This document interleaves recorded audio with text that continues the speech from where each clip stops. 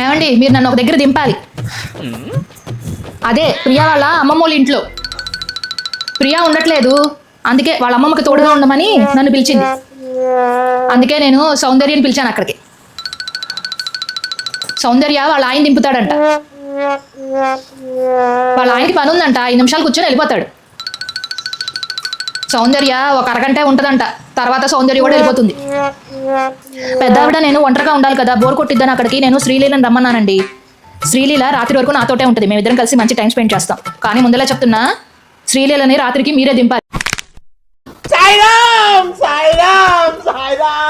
అట్లా ఒంటరిగా పంపటం మంచిది కాదు, కారులో మీరే దింపండి. అయ్యో ఏమైందండి? పట్టేసిందా? అయ్యో మీరు రెస్ట్ తీసుకోండి.